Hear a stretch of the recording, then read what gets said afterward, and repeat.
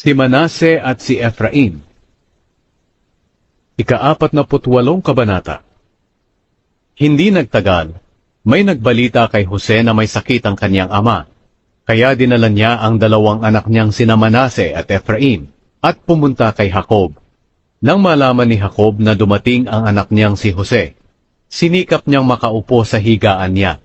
Sinabi ni Jacob kay Jose, "Noong naroon pa ako sa Luz, sa lupain ng Kanaan, nagpakita sa akin ng makapangyarihang Diyos, at binasbasan niya ako.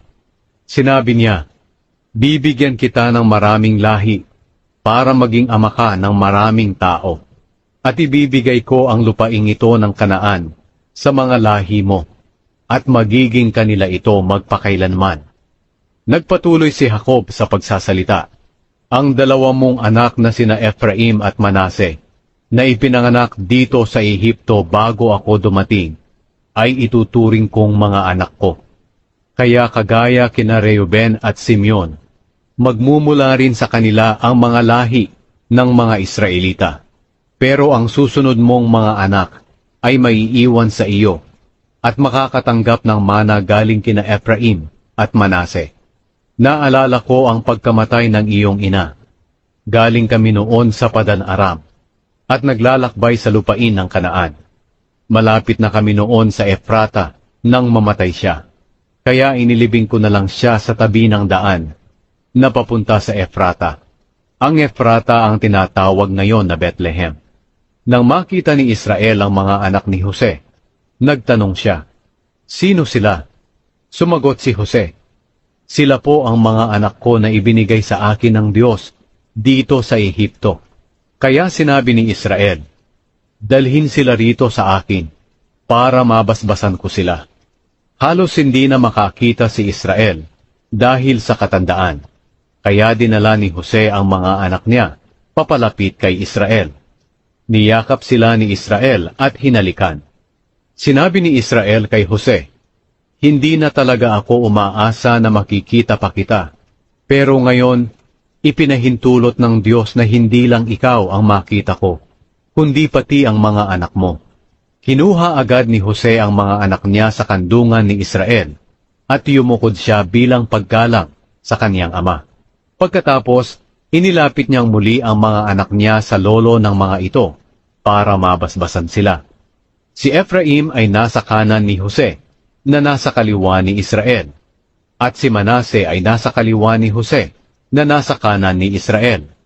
At ipinatong ni Israel ang kanang kamay niya sa ulo ni Efraim, na siyang nakababata, at ipinatong ang kaliwang kamay niya sa ulo ni Manase, na siya namang nakatatanda.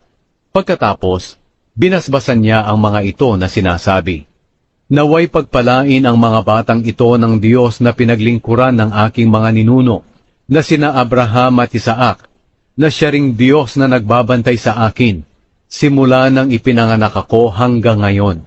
At naway pagpalain din sila ng anghel na nagligtas sa akin sa lahat ng kapahamakan. Naway maalala ako at ang aking mga ninunong sina Abraham at Isaac sa pamamagitan nila. At naway dumami pa sila sa mundo." Nang makita ni Jose na ipinatong ng kanyang ama ang kanang kamay nito sa ulo ni Efraim, hindi niya ito ikinatuwa. Hinawakan niya ang kamay ng kanyang ama para ilipat kay Manase. At sinabi, "Ama, hindi po iyan. Ito po ang panganay. Ipatong po ninyo ang kanang kamay ninyo sa ulo niya." Pero sumagot ang kanyang ama, "Oo, alam ko, anak.